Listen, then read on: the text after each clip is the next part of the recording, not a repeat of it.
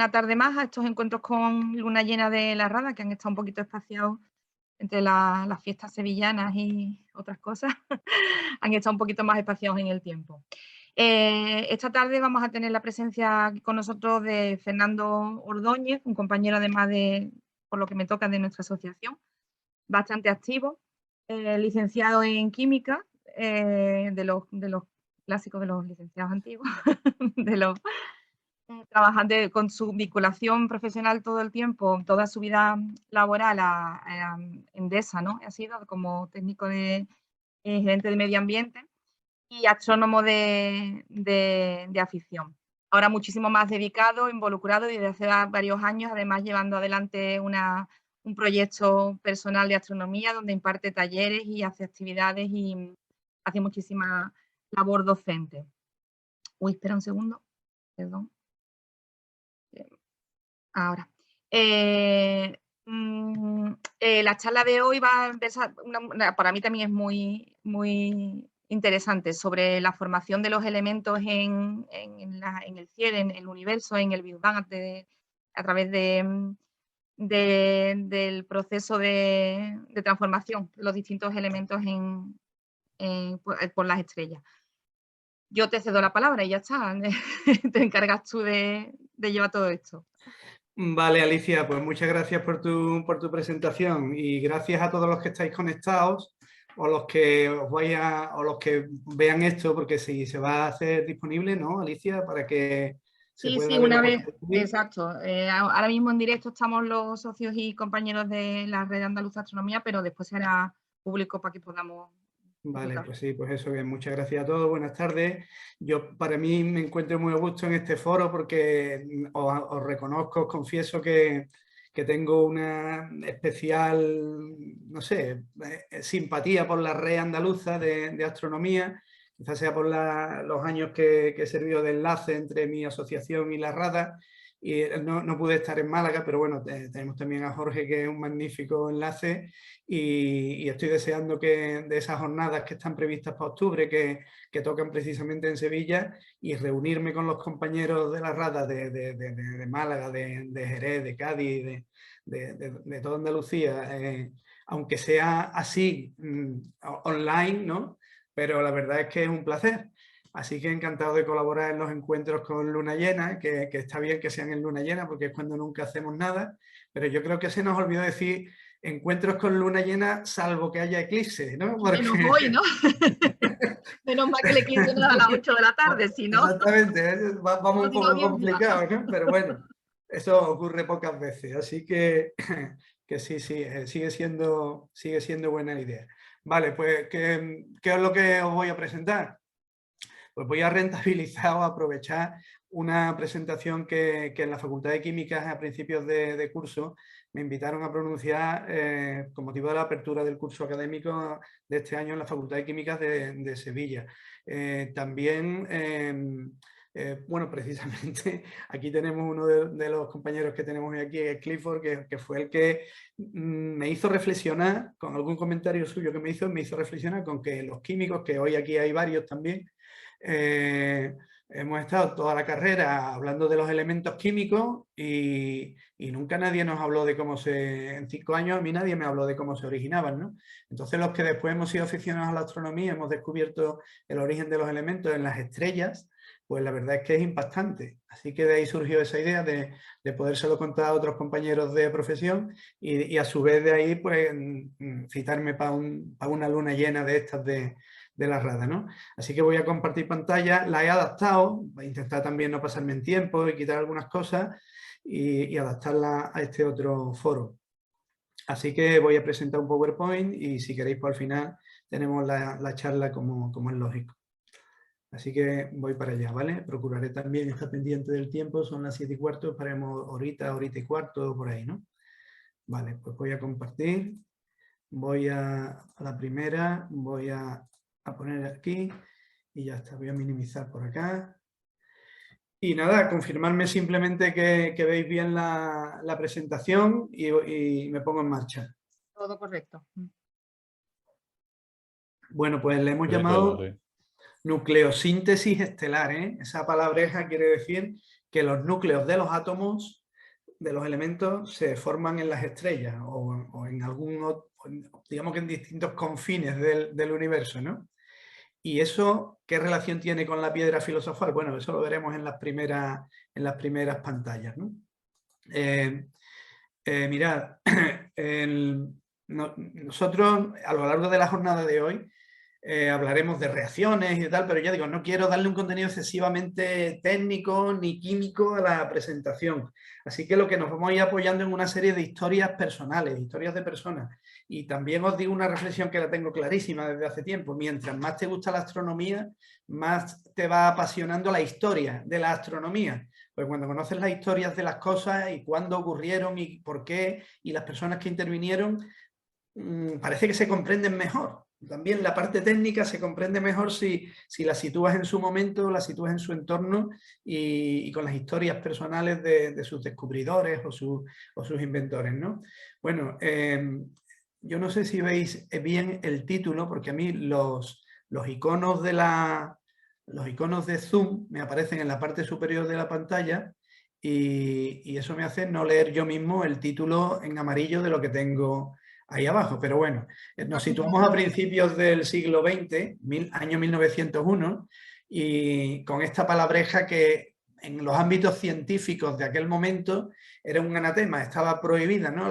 Era como de charlatanería hablar de la transmutación de un elemento en otro. Y como digo que vamos a hablar de personas, pues vamos a empezar con este joven químico, que en 1901 tendría pues, 24, 25, 24 años, que es un inglés, pero que había encontrado trabajo como profesor y como investigador en Canadá, en la Universidad McGill, y que está diciéndole en una conversación que está además bien, no es un invento, esto, aunque yo lo ponga en forma de cómic, pero parece que esta conversación existió realmente, está muy bien.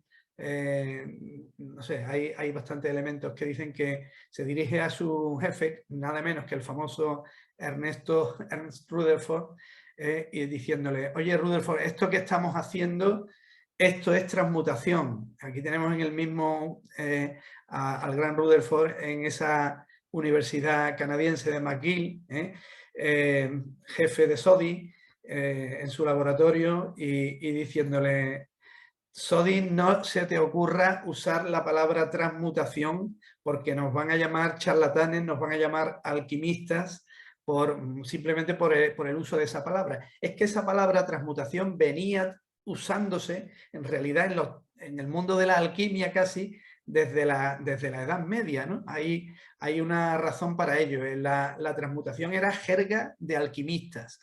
La alquimia, bueno, que no es más que el nombre árabe que después dio origen a la propia palabra química, ¿no?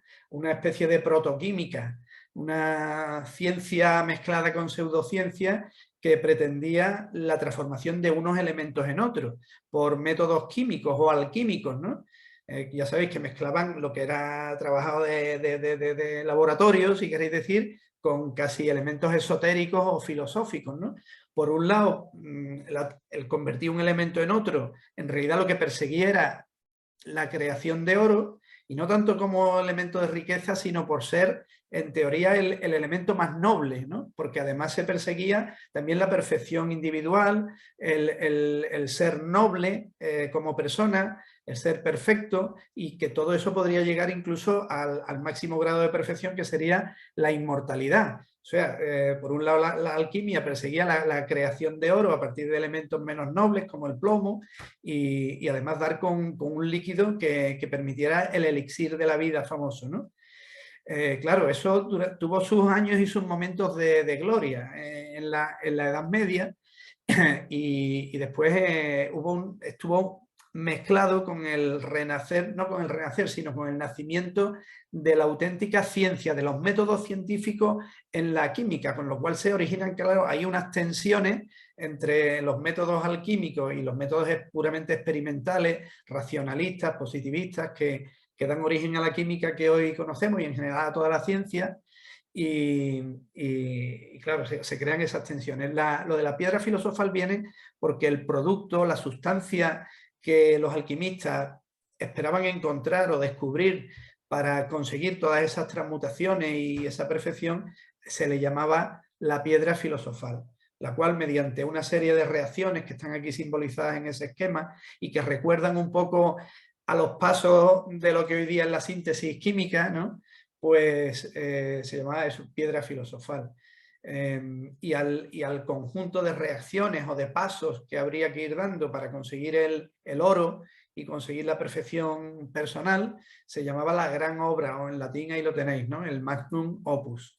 Y el símbolo de la piedra filosofal, pues ahí lo veis, ¿no? La cuadratura del círculo o la triangulación del círculo, que era la geometría perfecta, y se simboliza con esa idea, ¿no?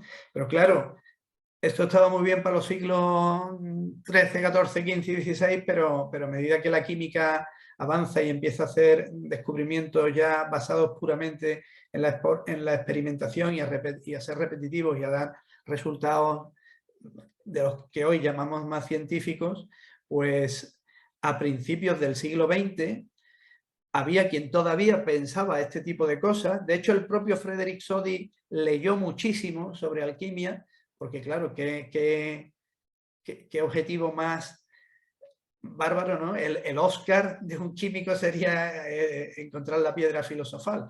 Pero en aquel momento ya todo esto ya estaba tratado como, a principios del siglo XX, esto ya era una superchería, estaba tratado como tema de charlatanes. Así que en pleno siglo XX, hablar de transmutación, que era la palabreja que se había venido usando todos estos siglos para conseguir transformar, por ejemplo, el plomo en oro, pues podría ser muy mal visto en un artículo científico, ¿no? ¿Por qué? ¿Qué tenían entre manos estos dos? ¿Qué estaban investigando para llegar a algo que le pudieran decir transmutación? Bueno, pues estaban siguiendo la moda científica del momento. Justo antes, si nos vamos todavía unos poquitos, 5 o 6 años atrás, y ahora nos situamos en Francia, Becquerel, Henri Becquerel, estudiando el uranio, las sales de uranio, había visto que eso que tenéis ahí, esa fotografía de 1896, que las sales de uranio ennegrecían sin contacto las placas una placa fotográfica, como si le diera la luz a una placa fotográfica, como si le diera la luz, pero estando perfectamente aislada, algo que procedía de las sales de uranio ennegrecía aquello. Aquello fue seguido en un montón de universidades y de centros de investigación de todo el mundo, pero claro, en la misma Francia, pues todavía más, ¿no? Y es que tenemos nada más inmediatamente, nada menos que al matrimonio Curie, a Pierre y Marie Curie, a finales del 19, estudiando lo que era el fenómeno de Becquerel. No tenía nombre, pero había que estudiar, y bueno, ellos estudiaron elementos parecidos o sales parecidas a las de uranio, y todos conocéis, ¿no?, la historia de los Curie, ¿no?, que vieron que otro elemento ya conocido en aquel momento, el torio, también hacía lo mismo que el uranio. Y además ellos descubrieron elementos nuevos por concentración de sales, descubrieron elementos de la tabla periódica que no se conocían en aquel momento, buscando cada vez aumentar más y más y concentrar en sus laboratorios, en sus experimentos, que el producto que tenían fuera cada vez más potente, cada vez más activo, ¿no? Descubrieron que el polonio y el radio, sobre todo el radio, era miles de veces más potente incluso que el uranio, presentaba esta propiedad de una forma miles de veces más potente, y como era un elemento nuevo que llamaron radio del latín rayo, porque parecía que emitía unos rayos invisibles, ¿no? Lo de polonio es por el país de procedencia, el país natal de Marie Curie, ¿no? Pero al segundo que encontraron, en pocos meses le pusieron radio por la potencia que tenía, por los rayos que expedía. Y así que de ahí derivó un término nuevo que acuñaron ellos, que es la radiactividad. A ese fenómeno que tenía el uranio, pues era radioactividad, ¿no? Pero tampoco se conocía aún exactamente en qué consistía. Entonces aquí enlazamos de nuevo con los dos del principio.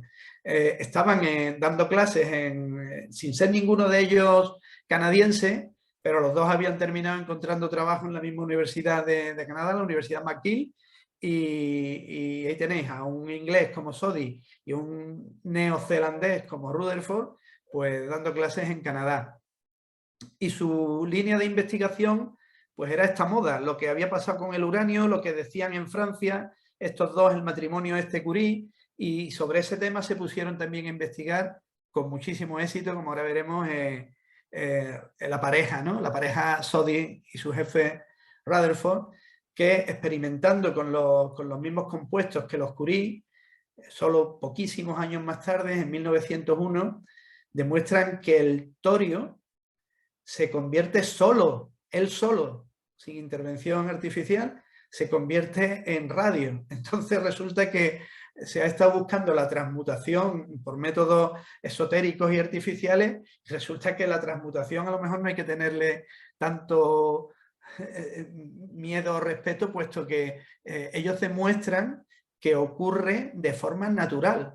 O sea, un átomo, simplemente con el paso del tiempo, se transforma en un átomo de un elemento diferente, y además desprendiendo helio, o sea, genera además otro elemento más, ¿no? Pero eso es una transmutación de forma natural, y ellos publican un artículo muy famoso, que además el que esté interesado lo puede buscar en internet, de 1902, La causa y la naturaleza de la radioactividad, y explican que es que un átomo se convierte en otro porque se rompe. Al romperse genera sus distintos trozos, pues algunos de los trozos son emisiones, pero otros trozos son un elemento que antes, otro elemento de la tabla periódica, que es diferente del inicial, ¿no?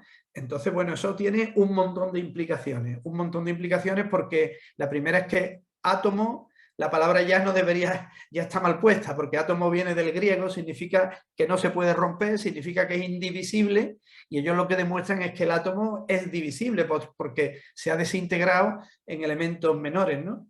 Pero fijaros qué curioso, siguen sin emplear la palabra transmutación. La usaron al parecer solo en petit comité, y en ese artículo, si buscáis el artículo completo, no se usa transmutation para nada, simplemente hablan de transformation, por ese respecto a no ser considerados unos charlatanes esotéricos, ¿no?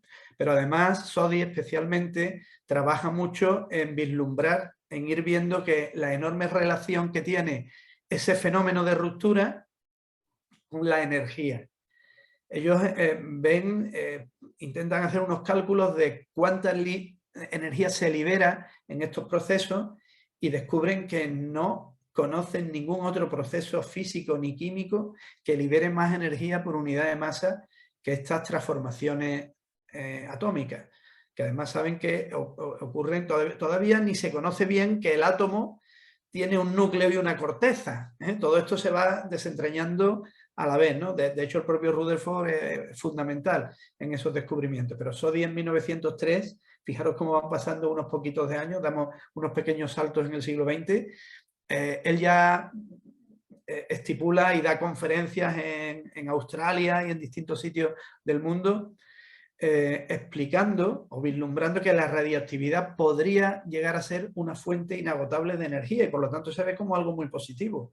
La búsqueda de la energía infinita y infinitamente barata, etcétera, ¿no? Como que el siglo XX prometía cantidades inagotables de energía, quizás basándose en esta energía. Rutherford también, unos años más tarde, esos rayos, esas radiaciones que están presentes en la radioactividad, las clasifica hasta el día de hoy, ¿no? Que conocemos, hablamos de rayos alfa, rayos beta, rayos gamma, y hoy día incluso, ve la relación, hemos dicho que un elemento se transformaba en otro, él mide los tiempos necesarios y llega a constantes y a datos que hoy son básicos cuando se estudia radioactividad, como el tiempo de semidesintegración. Eso provoca el descubrir que las sustancias radiactivas se comportan como cronómetros porque tardan un tiempo constante en que una cantidad de masa de ese elemento se transforme en otra. Eso da origen a cuando hoy decimos, por ejemplo, se ha datado este fósil con el carbono 14. Pues todo eso viene precisamente de los descubrimientos de Rutherford de principios de siglo XX, ¿no? El hecho de que con un elemento radiactivo y cuánto de ese elemento se ha transformado ya en otro, nos permite hacer una datación. Y por último, Soddy, ya hablamos de 1913 con otra persona, con Fajans, otro polaco creo que era también, nos habla de, estipula exactamente dentro de la tabla periódica cómo un elemento se transforma en otro en función de cuál es el tipo de radioactividad que presenta, ¿no? Por ejemplo, un elemento cualquiera de la tabla periódica que se suele caracterizar aquí, la Z es el número que ocupa el elemento en la tabla, hidrógeno 1, el helio 2, iridio 3, berilio 4, boro 5, etcétera, está representado por la Z, mientras que A es la masa total del átomo, ¿no? Ellos ya, Soddy estipula, avanzando sobre lo que ya había descubierto Rutherford, que la desintegración alfa, el elemento pasa 2 puntos hacia la izquierda en la tabla periódica, mientras que en la desintegración beta, que es de pérdida de electrones, un elemento al revés, en vez de volver 2 pasos hacia adelante, hacia atrás, se mueve 1 hacia adelante en la tabla periódica. Por ejemplo, el uranio, cuando sufre una desintegración alfa, se transforma en torio, 2 puestos hacia atrás. Mientras que, por ejemplo, el carbono 14, del que justamente estábamos hablando ahora, de la desintegración, el que sirve para datar fósiles o estratos geológicos, rocas, pues por una desintegración de tipo beta se transforma en nitrógeno. Mira, una cosa que sí me dejaría, no quiero meterme en muchas profundidades, pero cuando a un químico le dices tú una pérdida de electrones, estamos acostumbrados a que la pérdida de electrones es desde la corteza y el elemento no varía, solamente se convierte en un elemento más positivo, cargado eléctricamente, o lo que se llama un ión, ¿no? Positivo o negativo, depende de si gana o pierde electrones. Y en cambio aquí estamos diciendo que con la desintegración beta, un elemento se transforma en otro, ¿eh? Hay una explicación. Este electrón que se pierde en la desintegración beta no procede de la corteza del átomo neutro, sino que es del interior de su núcleo. Por lo tanto, hay una transformación nuclear. Lo que da el sentido de la naturaleza de un elemento es siempre su núcleo. No cuántos electrones tiene dándole vueltas alrededor, que eso puede ser más o menos, puede estar más o menos excitado, más o menos ionizado, pero sigue siendo hierro, sigue siendo aluminio, eso no cambia, porque le quites o le sumes electrones.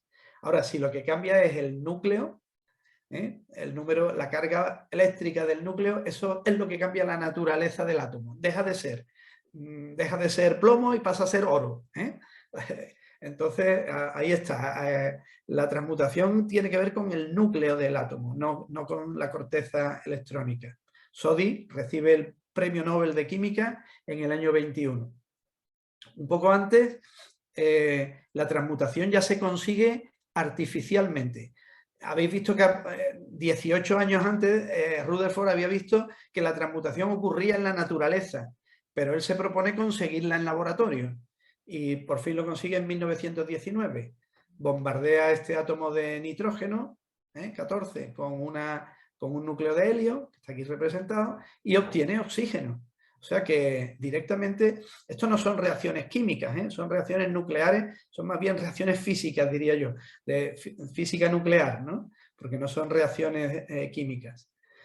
Y bueno, descubre también que descubre el protón, llama protón, y de hecho descubre que el protón no es ni más ni menos que el núcleo del hidrógeno, el elemento más sencillo que existe, por definición, que sería una carga positiva en el núcleo, un protón con un electrón dando vueltas. Pues ese protón es la base del hidrógeno, es el núcleo del hidrógeno, ¿no? Por lo tanto, Rutherford ya en 1919 podríamos decir, como se encuentra en algunos libros de historia de la química, que Rutherford es el primer alquimista con éxito de la historia, porque él deliberadamente y mediante una técnica que él propone, consigue convertir un elemento en otro. Hoy día sabemos que la radiación alfa o las partículas alfa son esto que tenéis aquí arriba, un núcleo de helio. El helio es el segundo elemento, por eso aquí en rojo, vamos a ver, en rojo tenéis la carga positiva, o sea, 2 cargas positivas es el núcleo de helio, pero no, para que tenga estabilidad no tienen más remedio que ir acompañados de estas dos en gris, que son neutrones, no tienen carga eléctrica. Y entonces, bueno, el resumen es que esto tiene 4 unidades de masa, pero solamente 2 cargas positivas. Ese es el núcleo del helio. Cuando al helio le ponemos electrones alrededor, 2 electrones alrededor, ya tenemos el átomo neutro. Pero si no, lo que nos queda es un núcleo. Las partículas beta son electrones, pero vuelvo a decir, no electrones de los que están dando vueltas aquí en la corteza, sino electrones que surgen de aquí del núcleo. También aparece la pregunta inequívoca: si no hay electrones en el núcleo, ¿cómo pueden emitirse? Porque aquí lo que tenemos son solo protones gordos, positivos, y neutrones grises, ¿no? Igual de gordos, pero sin carga. Aquí no hay electrones. ¿Cómo puede emitir un núcleo un electrón en la radiación beta? Bueno, pues porque no es que efectivamente dentro no hay electrones, pero sí hay una propiedad en la desintegración por la cual uno de estas bolas grises, un neutrón, que no tiene carga, puede desprender un electrón, puede desprender algo que es un electrón, que es la parte de carga negativa que él tiene, y entonces se queda revestido de carga positiva. Por lo tanto, es una bolita gris de esta se convierte en una roja emitiendo ese electrón. Esa es la única posibilidad que tenemos de que salga un electrón del núcleo de un átomo, ¿no? Y también la radiación más fuerte de todas, gamma, que ya no son partículas. Ya, las dos primeras sí hemos visto que son cositas, ¿no? Son bolitas, son algo tangible como en los núcleos de helio o los electrones. Sin embargo, la radiación gamma es pura luz, entendiendo por luz todo el ámbito del espectro electromagnético, ¿no? Es pura energía electromagnética y es más penetrante incluso que las partículas alfa o que las partículas beta. Bueno, entonces todo esto, ¿qué relación tiene con el Sol y con las estrellas? Vamos allá. Habéis visto que de lo que hemos estado hablando hasta ahora es de desentrañar el átomo y de explicar una posible fuente de energía brutal. Bien, entonces, gracias a esa base, a alguien se le ocurre que eso podía estar relacionado con la energía de las estrellas. ¿Por qué? Porque nadie había conseguido todavía explicar la energía de las estrellas. Entonces, bueno, de hecho, hasta justo en esa época todavía no existía una explicación satisfactoria de cómo venía la energía tan potente del Sol. La energía que el Sol produce sí se podía más o menos medir, porque puedes medir cuánta llega a la Tierra. Tú ves en la playa cuánto se calienta tu mano, que, en fin, hay muchos métodos a raíz de la medición de la energía que tú recibes, calcular cuál es la energía emitida por el Sol. Y es una auténtica barbaridad. Ahí lo tenéis, la luminosidad total del Sol, que es la cantidad de energía emitida en todas las direcciones y en todas las longitudes de onda, es medida en vatios, es con una cifra con 26 ceros, una auténtica burrada. Entonces había ideas, propuestas de dónde sacaba el Sol esa energía, pero como no conocíamos la energía atómica, la energía nuclear, pues nadie podía todavía elucubrar que eso estaba ocurriendo en el Sol. ¿Está ardiendo algo? ¿Hay algo que se quema? Digamos, ¿es fuego? El Sol es algo que está ardiendo como una reacción química normal de combustión, es la oxidación por combustión. Ahí hay leña o madera que está ardiendo y eso es lo que nos calienta. Bueno, si eso fuera así, primero, no, a las temperaturas del Sol, que se sabe que son millones de grados en el interior, no habría ni siquiera combustible, estaría todo ahí desintegrado. Y segundo, si la masa del Sol consistiera en algo que se está quemando, pues solamente daría para unos pocos miles de años, no daría para millones de años de funcionamiento del Sol. Entonces sabemos que ahí el Sol no consiste en que algo esté ardiendo. También se lucubró si el Sol recibía por su gravedad tal cantidad de meteoritos. Eso sí sabemos que la caída de un meteorito en un astro provoca un enorme aumento de temperatura. Se pensó que la caída de meteoritos al Sol es lo que tenía el Sol en ignición, pero por otros cálculos se vería que la cantidad de meteoritos que tenían que caer en el Sol para que el Sol emitiera esa energía tendría que ser tal que el Sol estaría aumentando de masa continuamente, y ese aumento de masa sería tal que la órbita de la Tierra tendría que ser cada año más corta, porque el Sol haría más atracción gravitatoria, y la órbita de la Tierra se tendría que estar acortando en 2 segundos al año, cosa que no ocurre. Así que esta teoría tampoco podía funcionar. Los que sí medio aciertan son los que postulan, y esto ya a mediados del siglo XIX, un inglés que después fue Lord Thomson, o sonará Thomson, Kelvin, todo esto suena, ¿verdad? Incluso a los no versados en ciencia, todo esto le suena a los frigoríficos, ¿no? A marcas, Kelvin, Kelvinato, todo eso, las marcas antiguas también, por otra parte. Bueno, pues todo esto viene de gente que trabajó mucho en física en aquellos años, ¿no? Y un alemán, von Helmholtz, que proponían que la energía del Sol probablemente venía de la contracción de su masa, de la contracción gravitatoria. Es decir, proponen que la gravedad tiene una potencia suficiente como para aumentar la energía cinética en los choques de moléculas dentro del Sol. A medida que se contrae más, van aumentando las velocidades y los choques, y eso eleva la temperatura.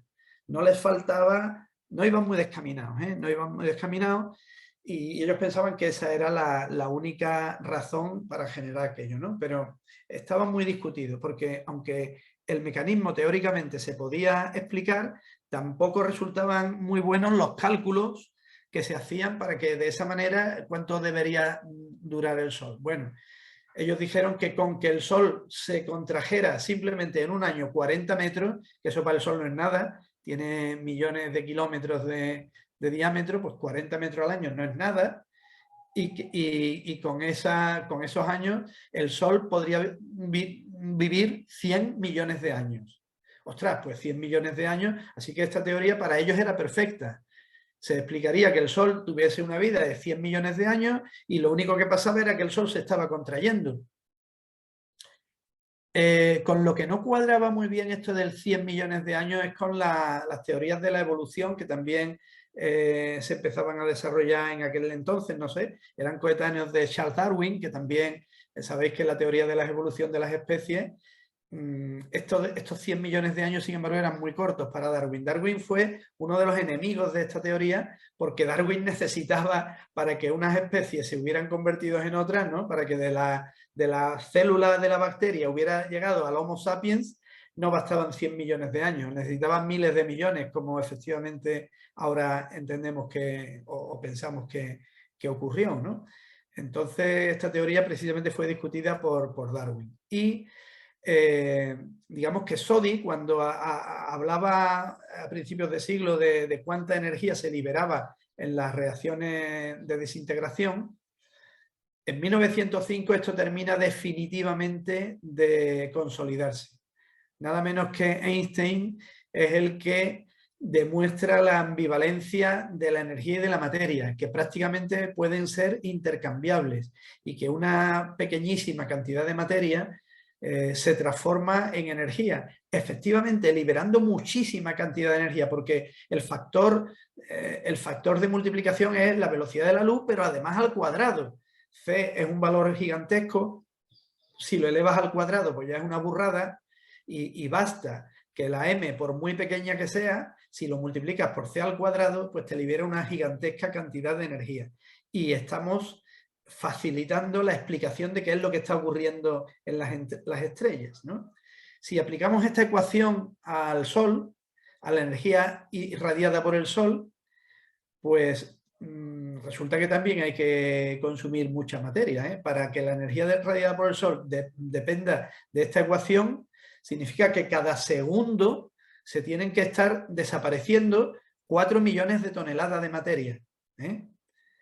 Pero es que 4 millones de toneladas por segundo para el Sol sí que encajan, porque conocida la masa del Sol, resulta que el Sol, aunque cada segundo gaste 4 millones de toneladas, va a poder mantenerse durante miles de millones de años, que es hoy día decimos que el Sol tiene 4.500 millones o 4.500, 5.000 millones de años de antigüedad y que está a mitad de su vida, así que le queda otro tanto, y esa vida estimada encaja con lo que puede tardar en agotarse el combustible que alimenta esta ecuación.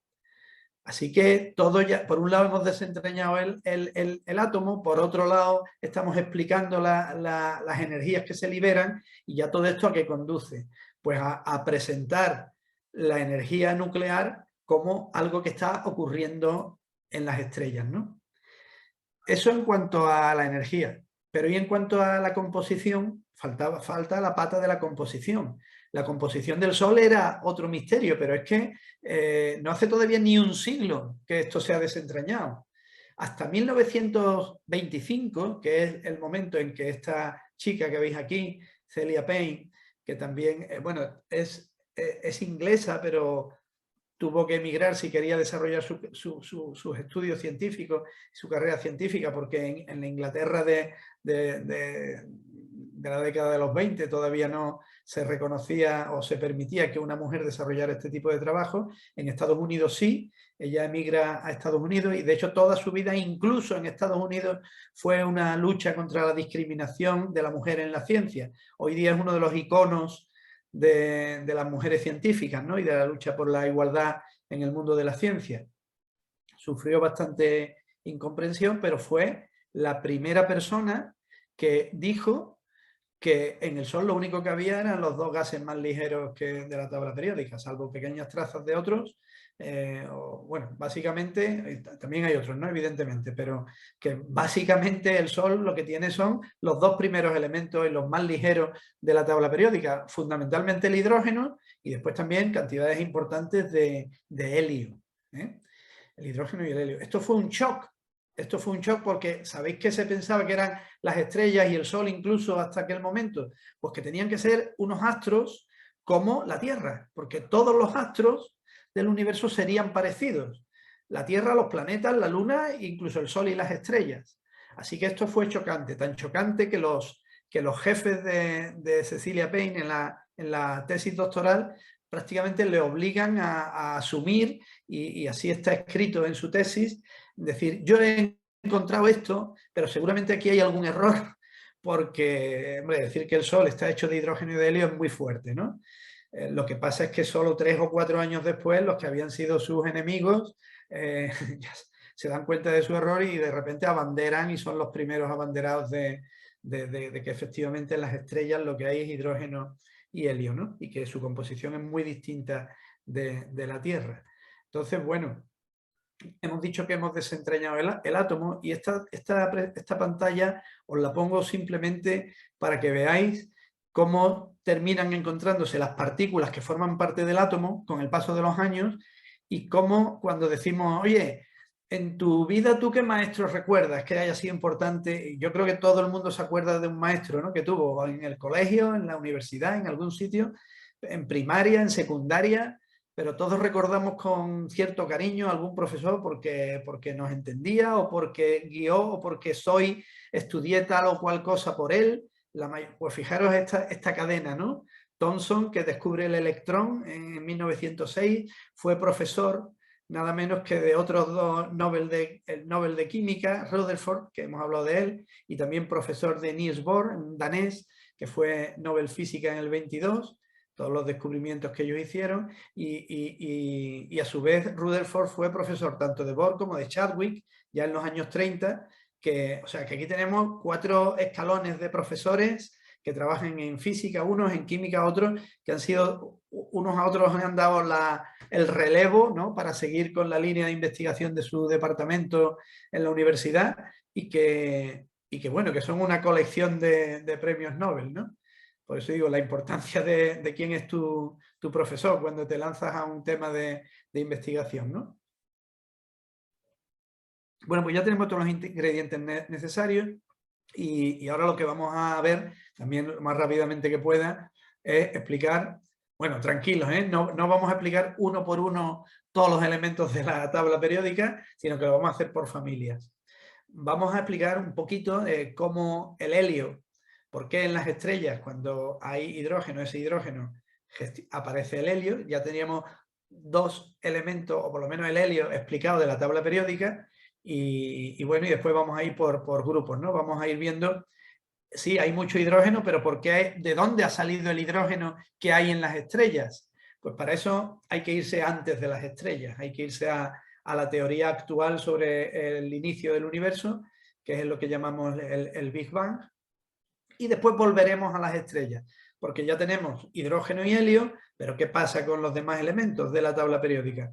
Pues ahí iremos a ver algo más que ocurre en nuestro Sol, que va algo más allá. No solo se genera helio, vamos más allá, veremos que se genera carbono, y después las estrellas que tienen mucha más masa que el Sol, también se pueden generar en el centro de esas estrellas elementos más pesados que el carbono, y en las supernovas pues elementos aún más pesados, y poco a poco vamos viendo cómo tienen explicación y cómo tienen sentido que vayan generándose al final, y por cómo es posible que existan en la naturaleza y en el universo, en el espacio, que existan todos los elementos de la tabla periódica, o casi todos los que existen de forma natural.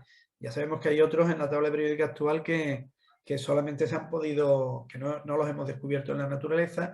Sabemos que tienen una existencia muy mínima, del orden de milisegundos, y que se fabrican en laboratorio. Pero todos los que existen en la naturaleza se pueden explicar por qué tienen su origen en las estrellas, ¿no? Entonces vamos a ir viendo uno por uno esos pasos. Lo primero, el helio. El helio. Seguimos todavía en los años 20. Otro inglés, Eddington, ya había sugerido que la fusión nuclear, fijaros, la fusión, la unión de átomos, no la ruptura que había trabajado Soddy y Rutherford, que nos habían dicho que la desintegración, la ruptura, la fisión, que eso iba a generar mucha energía. De hecho, ese es el origen de la bomba atómica, la ruptura del átomo de plutonio, de uranio, etcétera, ¿no?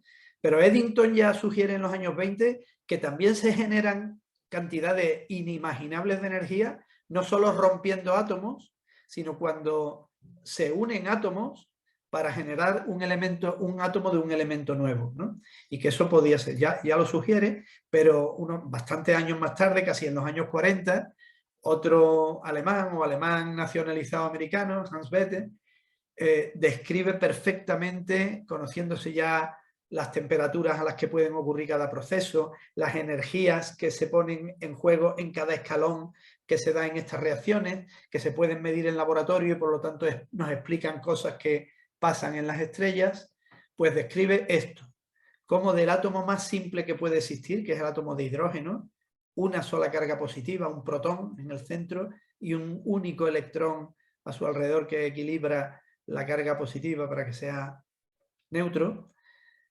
¿Cómo ese elemento tan extraordinariamente sencillo pues genera el siguiente elemento más sencillo? Que ya en vez de tener una carga positiva tiene dos, por lo tanto pasa a ser el elemento número 2 de la tabla periódica, ya es otra cosa, y 4 veces la masa del hidrógeno, porque necesita ahí, como hemos dicho antes, necesita algo que no haga que estos dos protones se expulsen y se repelan, porque dos cargas positivas tan juntas se tendrían que repeler. Pero bueno, estos dos neutrones hacen ahí de argamasa, de estabilizante, y generan este núcleo que es el segundo de la tabla periódica. Bueno, Bethe lo explica, no me voy a parar demasiado en esto porque no hay tiempo, pero bueno, ahí queda si queréis el PDF, pues lo haremos también disponible, ¿no? Estos son los 3 pasos que se dan para que el hidrógeno, unos núcleos de hidrógeno, ya cuando hablamos de las temperaturas de las estrellas, olvidaros de esos electrones que están dando vuelta por fuera. Es un plasma formado por núcleos con carga positiva, y los electrones están todos totalmente disociados. Así que cuando hablamos de estas reacciones, los electrones de la corteza nos hemos olvidado, es una sopa electrónica que está por ahí, y esa no la tenemos en cuenta. Lo único que nos importa es qué es lo que está ocurriendo en los núcleos de los átomos, ¿no? Pues eso, a unas temperaturas bestiales que son de millones de grados, los átomos de hidrógeno, los núcleos de hidrógeno se pueden unir para generar un núcleo todavía de hidrógeno, porque tienen un único carga positiva y un neutrón. A eso le llamamos, es un tipo de hidrógeno al que llamamos deuterio.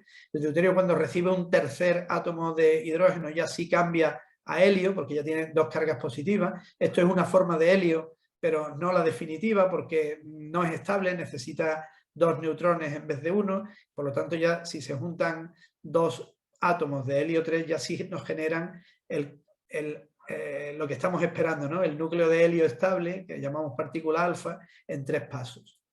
Bueno, ¿qué ocurre? Pues que el átomo de helio tiene una masa que es un poquito menor que de los 4 protones de los que hemos partido. Digo 4 y no 2 porque el paso 1 y el paso 2 se tienen que dar 2 veces, uno para generar este y otro para generar este otro, ¿no? Entonces, en la masa final no coincide con la masa inicial. Ha desaparecido masa.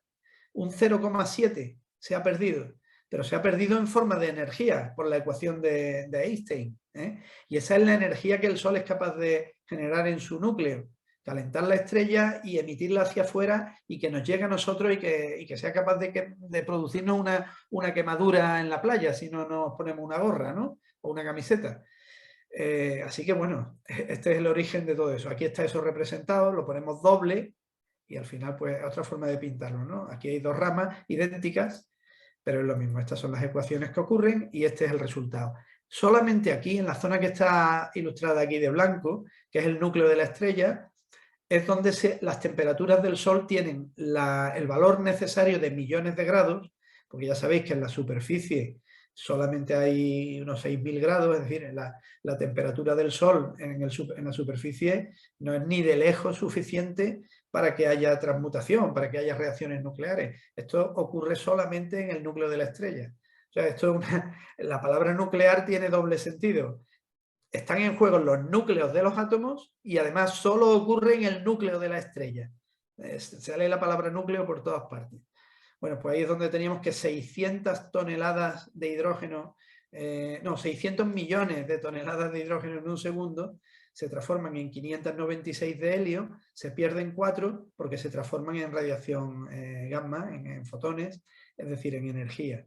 Y esa enorme energía que se desprende en el núcleo del Sol durante miles de millones de años, pues eso, transmite su calor, su energía al resto de la estrella, donde no hay reacciones, y se emite también hacia el exterior, ¿no? Y nos llega a nosotros, ¿no? Estas temperaturas, como hemos dicho, son mínimo 15 millones de Kelvin. La velocidad que tienen ahí los protones para conseguir unirse. Tú no juntas tan fácilmente a 2 protones, ¿eh? Necesitas que cada uno de ellos vaya a 1000 kilómetros por segundo de velocidad y que el choque sea tan fuerte como para desarrollar esta reacción en cadena. Además, es reacción en cadena porque del último paso se liberan de nuevo 2 protones que pueden volver al inicio de la reacción y autoalimentarse. Bueno, pues ya tenemos cómo se genera el helio. El helio, ahí lo tenemos, en los núcleos de prácticamente toda estrella, y solamente en su núcleo pues está ocurriendo aquí la conversión de hidrógeno en helio. Aparte tienes una envoltura estelar en la que eso no ocurre, ¿no? Bueno, pues así, esto puede durar, como en el caso del Sol, muchos años, muchos miles de millones de años.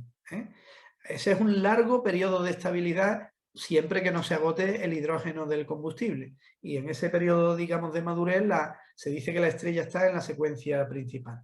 El núcleo irá teniendo cada vez menos hidrógeno y es un núcleo que se va enriqueciendo en helio. La estrella tiene cada vez más helio, por lo menos en su parte central, y todo el resto sigue siendo hidrógeno. Pero tenemos que hablar un poco del momento final de la vida de la estrella. Esto ya a muchos de vosotros os tiene que ser mucho más conocido porque es lo que se llama evolución estelar. Si nos gusta la astronomía, aunque no nos hayamos metido mucho con los elementos químicos, esta parte de lo que es la vida de las estrellas y la muerte de las estrellas sí que nos suena a todos los aficionados a la astronomía, ¿no? Y hemos oído muchas veces que una estrella de tipo medio, pues termina un momento que el hidrógeno del núcleo se le agota. No termina por agotarse, evidentemente. Entonces al final solo queda helio, una especie de ceniza, ¿no? Porque el helio ya no sigue reaccionando y al final ¿qué te va a quedar? Pues una estrella que tiene helio en el centro y hidrógeno alrededor, ¿no? Entonces, ¿qué ocurre? Pues que se frena, ya la energía de la estrella se ha frenado. Lo que mantenía en equilibrio la estrella para no colapsar por la fuerza de la gravedad era toda esa radiación que salía hacia el exterior. Si se agota el combustible, ahora ¿qué es la supremacía de qué va a ser? Pues de la gravedad hacia adentro, ¿no? va a empezar una etapa de compresión, porque como del núcleo ya no sale nada, la estrella empieza a comprimirse por su propio peso. Y eso ya nos dijeron Kelvin y Helmholtz, que hace aumentar la temperatura. Así que de nuevo la contracción estelar, ¿qué es lo que va a hacer? Pues que el núcleo de helio se vaya siendo cada vez más caliente, ¿no? Toda esta zona se calienta y se calienta. Bueno, se calienta tanto que el helio no, pero el hidrógeno que está justo alrededor del núcleo, pues empieza de nuevo a generar la misma reacción de antes. En el núcleo no puede pasar nada, pero alrededor del núcleo, en una capa adyacente, ese hidrógeno se ha calentado tanto, pues que otra vez empieza la misma historia. Así que ahora tenemos la misma historia de antes, pero en esta capa exterior. Y esa capa exterior, que antes era fría y que ahora de repente se ha calentado, tiene un efecto crucial en la apariencia de la estrella. Esta capa adyacente genera incluso más energía que la que estaba generando el núcleo inicialmente. Y eso produce una transformación en la estrella. Es una fuente nueva de calor que hace que las capas que estaban alrededor se expandan por el aumento de temperatura. Entonces, la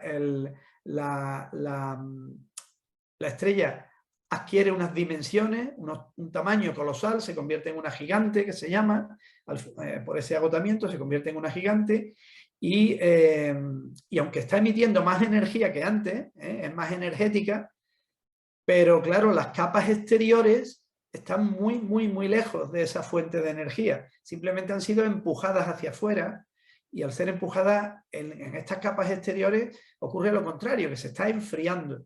Y una estrella cuando se enfría, ya sabéis, una estrella el color de la estrella tiene que ver con su temperatura, al enfriarse va enrojeciendo. Una estrella que fuera blanca o amarilla, al expandirse, la capa exterior se enfría y se vuelve roja. Eso es lo que le ocurrirá al Sol. El Sol, cuando se agote el hidrógeno, pasará por estas capas y tendremos que el Sol se convierte en una gigante roja. Y bueno, ahí lo dejamos de momento, el tema estelar, ¿vale? Lo paramos aquí y nos vamos a ver qué pasa, porque hemos explicado cómo se genera el helio, pero todavía no hemos dicho de dónde viene tantísima cantidad de hidrógeno, de dónde ha venido el hidrógeno para formar la estrella, dónde estaba ese hidrógeno, que el universo entero estaba hecho de hidrógeno inicialmente y de ese hidrógeno se han ido formando las estrellas por acumulación en las nebulosas y por condensación por gravitación. Pues efectivamente eso es el universo entero. Estaba inicialmente hecho prácticamente de hidrógeno y también había helio. No solamente el helio se explica por esta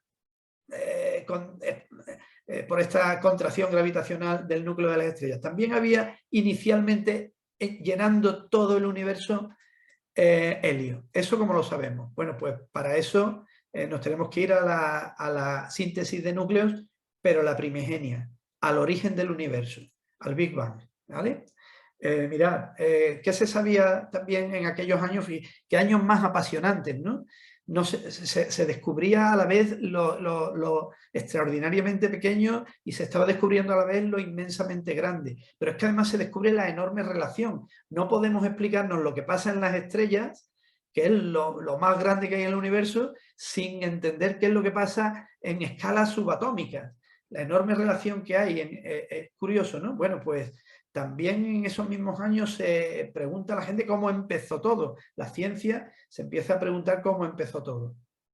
A principios del siglo XX ya vemos que había muchas teorías erróneas, o que hoy día nos parecen erróneas, ¿no? Se pensaba que el universo era estático, es decir, que el universo era el que es. Hay lo que hay y ya está, ni crece ni mengua, ni nada, ni hay más materia ni menos, sino que esto es así desde el principio de los tiempos. De hecho, para Einstein, el propio Einstein, esto suponía un problema. Él estaba trabajando en la gravedad y decía, vamos a ver, un universo, ¿por qué el universo no se está...? Lo mismo que pasa en las estrellas debería pasarle al universo entero. El universo entero, por pura gravedad, por pura atracción gravitatoria, tenía que estar condensándose, reduciéndose cada vez más. Todo en el universo tiende a juntarse, ¿no? Igual que una manzana cae al suelo, ¿no? Entonces, hasta se tuvo que inventar un dato en principio falso para que le cuadraran sus ecuaciones, porque en las ecuaciones de Einstein el universo era también estático. Para que en las ecuaciones de Einstein el universo fuera estático, él tenía que introducir artificialmente lo que llamaba una constante cosmológica que frenaba la gravedad. Es decir, Einstein dijo, hay algo frenando a la gravedad, yo no sé lo que es, pero le pongo un número, y entonces ya consigo que mi universo sea totalmente estático. Lo que pasa es que si tú trabajas con las ecuaciones de Einstein, eso lo tenían que hacer otros cerebros muy bien puestos de la época, por ejemplo el ruso Friedman, que coge las ecuaciones de Einstein y dice, no, es que las ecuaciones de Einstein admiten soluciones en las que el universo está en expansión. Mira que si el universo está en expansión y no es estático, cosa que el propio Einstein rechazaba. Pero es que además otro investigador, un belga, que era sacerdote, un cura jesuita, Georges Lemaitre, que también trabaja sobre las ecuaciones de Einstein, en 1927 llega un poco a esa conclusión, que el universo está en expansión y que si está en expansión, ¿desde cuándo está en expansión? Desde su mismo origen. Así que dándole marcha atrás a la película, dice, bueno, pues si esto estuvo en expansión alguna vez, en algún momento tuvo que estar todo condensado. Y Georges Lemaitre es el primero, el que habla de que el universo debió originarse en un punto inicial de una gigantesca densidad. Él hablaba de la densidad. Todo el universo debió estar condensado en una especie de bola del huevo primigenio, del átomo primigenio, que por estas reacciones que ya se manejaban entonces de ruptura y de fisión, debió explotar alguna vez. Ese superátomo se rompió en miles de millones de otros átomos que habrían generado la actual tabla periódica, de forma que el universo estaría lleno desde el principio de todos los átomos, ¿no? En palabras suyas, él decía un poco poéticamente esta frase, que no es real, pero que se acercaba, se iban dando ya, cada vez se iba uno acercando más, ¿no? La evolución del universo puede compararse a una exhibición de fuegos artificiales. Imaginaros, ¿no? ¡Fla! Que acaba de terminar, es decir, estamos presenciando el final de esa explosión. ¿Qué es lo que hay al final de una explosión de fuegos artificiales? Pues las pocas chispas que van cayendo, ¿no? Antes de apagarse, ¿no?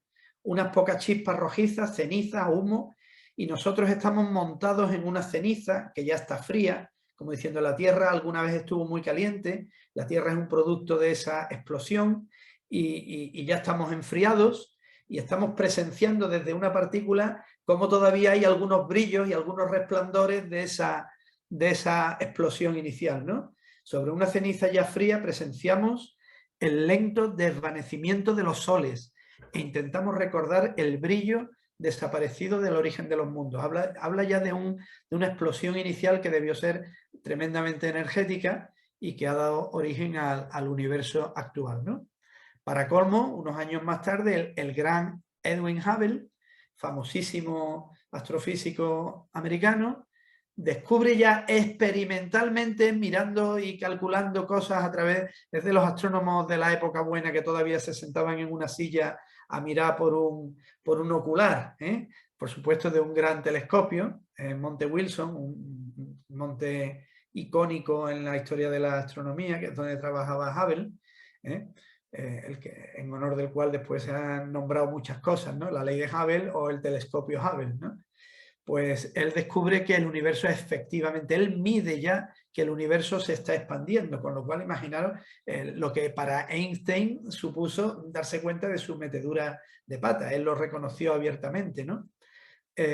Bueno, encima él descubre que la velocidad a la que se alejan las galaxias es proporcional a las distancias que las separan. Esto durante muchas décadas se ha llamado la ley de Hubble, que la velocidad a la que se separan las galaxias tiene que ver con la distancia, y hoy día, por votación de la Unión Astronómica Internacional, esta ley se conoce con la ley de Hubble-Lemaitre, porque fue, digamos, reconocido el papel de Lemaitre y las conversaciones de Lemaitre con el propio Hubble y con el propio Einstein, y en cierta manera se ha puesto muy en valor lo que Lemaitre sugirió. Lo que pasa es que en su momento Lemaitre no fue escuchado porque él escribía en francés, en una pequeña revista científica de Bruselas, ¿no? Imaginaros, una revista en francés de Bruselas, escrita por un jesuita. Ese artículo no tenía comparación en cuanto a difusión científica con un artículo publicado por un investigador de un observatorio norteamericano, ¿no? Que ya en siglo XX ya sí Estados Unidos había casi sobrepasado. Habéis visto que hemos empezado hablando de Inglaterra, de Francia, pero ya años 20, años 30, años 40 es Estados Unidos el que marca, sobre todo incluso llevándose a los científicos alemanes de la Segunda Guerra Mundial, etcétera, pues ya es Estados Unidos el que va marcando la pauta en los avances científicos. Bueno, esta ley de Hubble permite además calcular por primera vez una edad del universo que se acerca mucho a la que hoy día tenemos como dato prácticamente real. Si es que no hay otra teoría que nos desmienta en el futuro esto, pues la edad de 13.800 millones de años, que es la que hoy día manejamos cuando hablamos del universo. Esto es esta pantalla la he metido hoy mismo porque me parecía me hago el pequeño paréntesis para esta pantalla para hablar de un tema que nos atañe también a todos. Este es ese icónico Monte Wilson, el observatorio de Monte Wilson en el que trabajaba Hubble.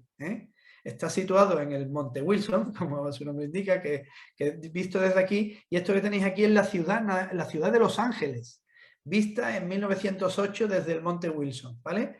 Una foto más reciente tomada desde el mismo sitio es esto es Los Ángeles en 2012, ¿no? Entonces, bueno, podéis comparar la contaminación lumínica, ¿no? Que igual que amenaza hoy día a observatorios como el nuestro de Calar Alto en Almería, ¿no? Pues sin que Almería tenga la dimensión de Los Ángeles, pero sí que es un fenómeno preocupante. Evidentemente, el observatorio de Monte Wilson, en el que tantas y tantas cosas importantes para la historia del universo se han descubierto en los años 20 o 30 o 40, creo que fue cuando dejó ya de estar operativo por culpa exclusivamente de la contaminación lumínica y se tuvieron que trasladar a otros lugares, ¿no? de California. Bueno, en los años 40 ya sí se sabía que la fusión nuclear era la energía de las estrellas, como hemos dicho. Entonces otros investigadores americanos, George Gamow, conocido como el padre del Big Bang, y sus colaboradores que están aquí, Hermann Alpher, este George Gamow, dicen que, bueno, ¿y si lo mismo que ocurre en el centro de las estrellas hubiera ocurrido en ese huevo primigenio del que decía Lemaitre, y resulta que ahí lo que se hubiera estado dando es una fusión del hidrógeno, que a partir del hidrógeno nacieran todos los demás elementos de la tabla periódica mediante eso también, mediante una gran explosión? Entonces él ya mete ecuaciones numéricas que permiten, modelos que permiten explicar cómo en el Big Bang aparecen todos los elementos del universo. Hoy día también sabemos que eso no es cierto, porque hoy sabemos que a las temperaturas que se pusieron de manifiesto en el Big Bang dieron para mucho, pero también no para todo.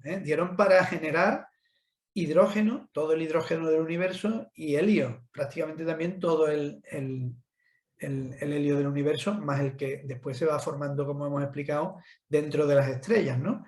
Y muy poco litio.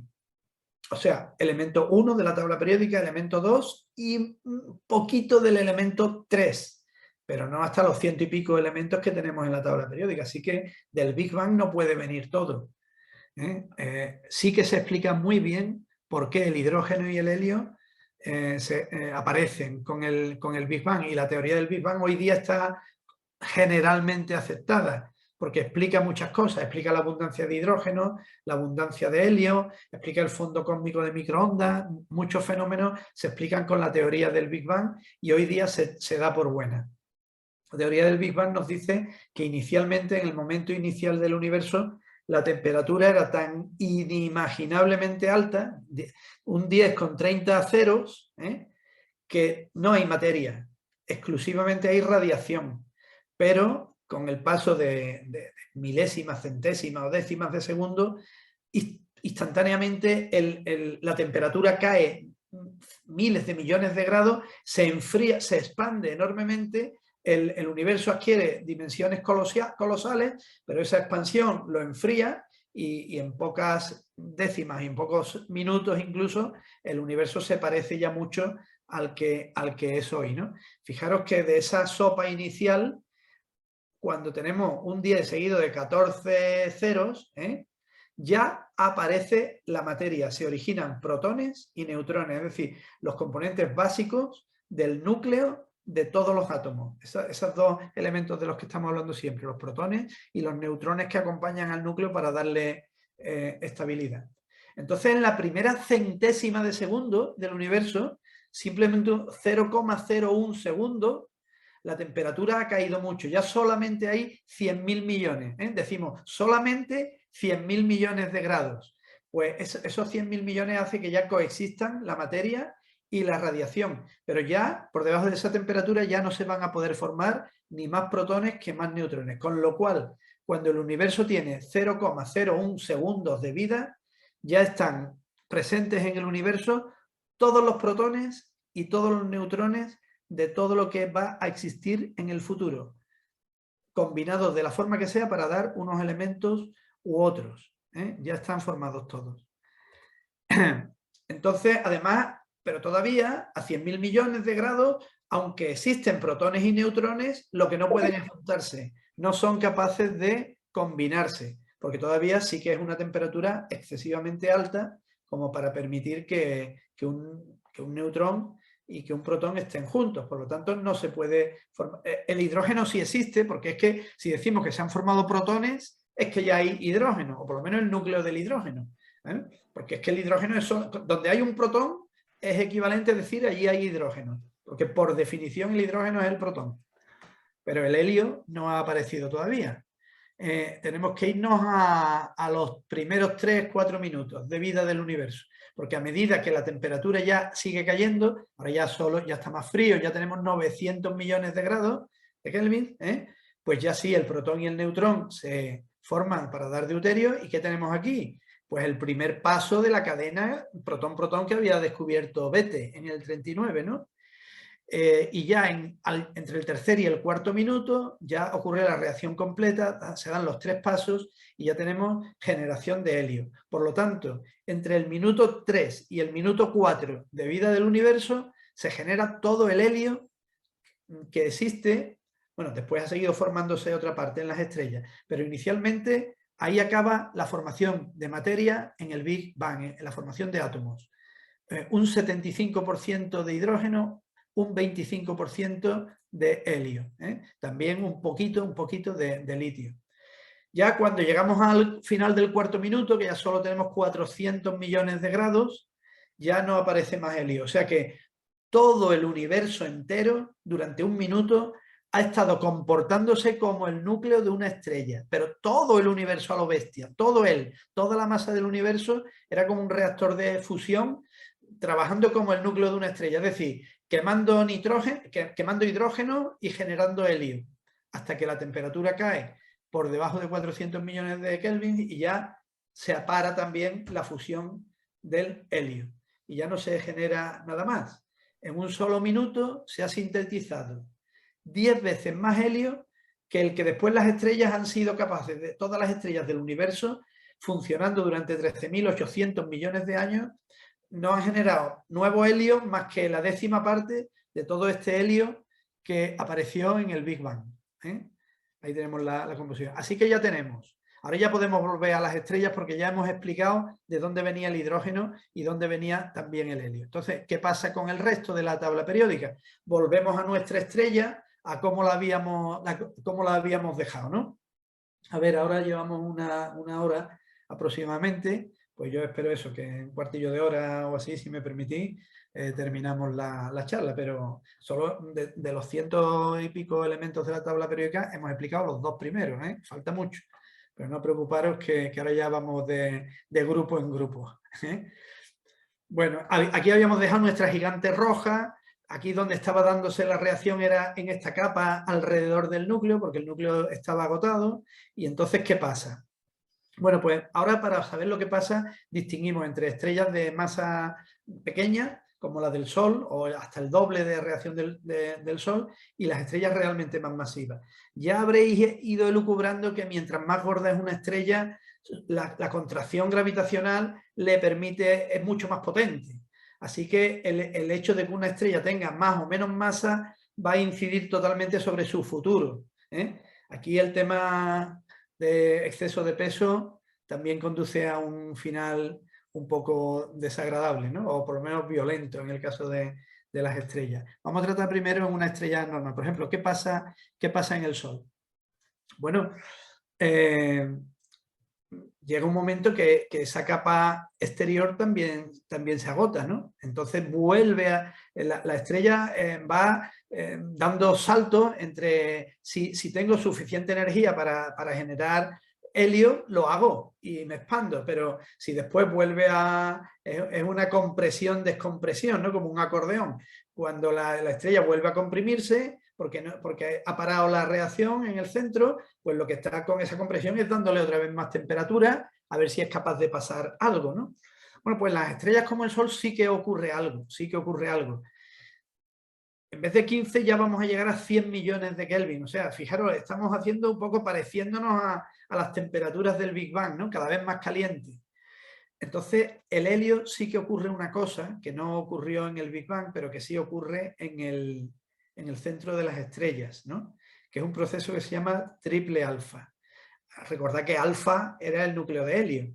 Bueno, pues si se juntan tres, por eso llamamos triple alfa, si se juntan tres núcleos de helio, aquí está uno, aquí está dos, estos dos al unirse forman un producto intermedio de muy corta vida, que es el átomo de berilio, pero inmediatamente se le añade un tercer núcleo de helio, por eso triple alfa, aquí están 1, 2 y 3, y lo que se genera es un átomo muy estable de un elemento nuevo, el carbono y mucha radiación, por supuesto. Todo esto va generando siempre mucha energía y a medida que se dan estos procesos, la estrella va emitiendo grandes cantidades de energía, porque en estos pasos siempre hay una pérdida de masa, igual que la que vimos en el hidrógeno con el helio. Así que aquí tenemos un elemento nuevo que ya no existía, que no se generó en el Big Bang, sino que ha necesitado que aumente hasta 100 millones de grados la temperatura en el centro de una estrella.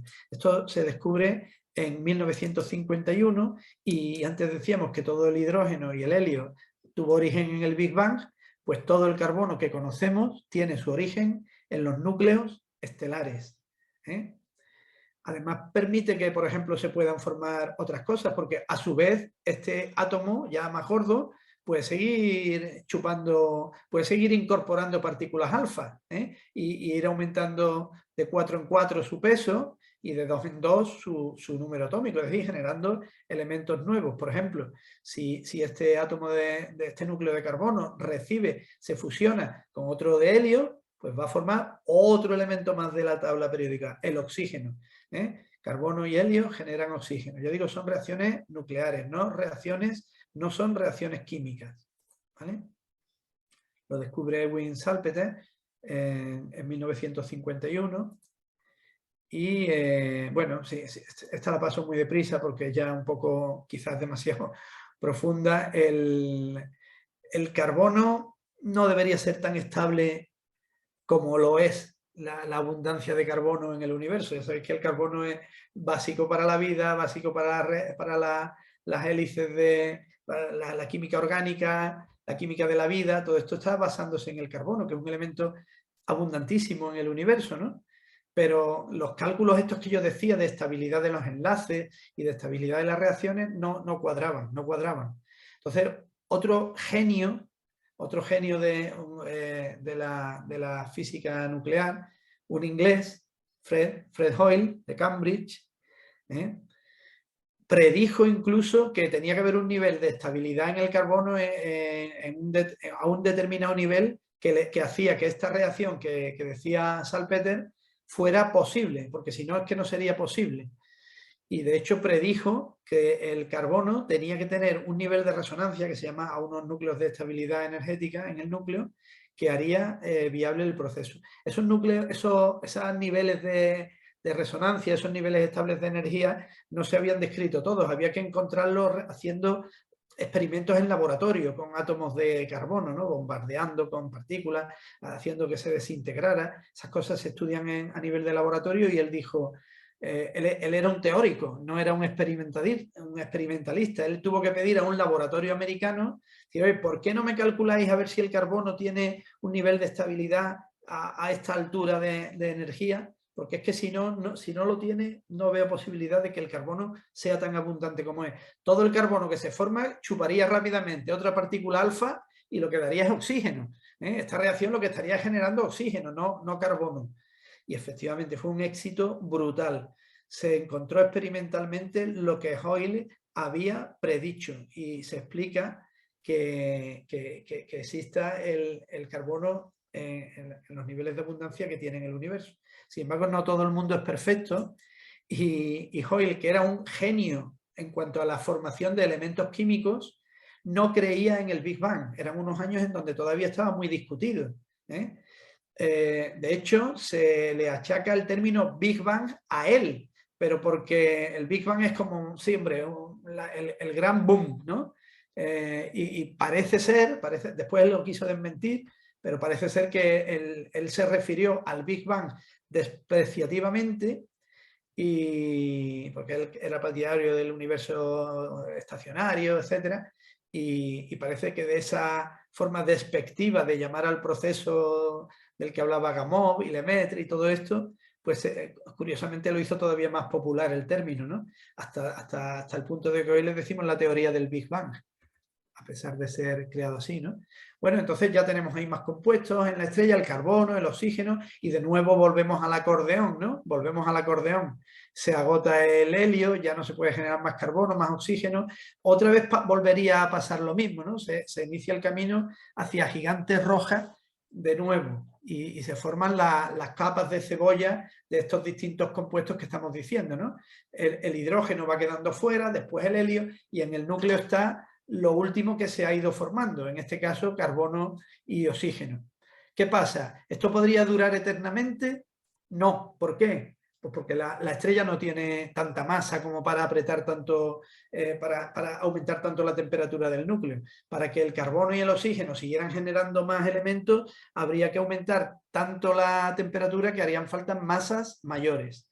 Entonces, estas estrellas, parecidas al Sol, no pueden generar más elementos, se terminan ahí en el carbono, el oxígeno, pero bueno, oye, que una estrella ya nos explica el hidrógeno, nos explica el helio, nos explica el carbono, nos explica el oxígeno, que existe en todo el universo, hombre, pues ya es algo, ¿no?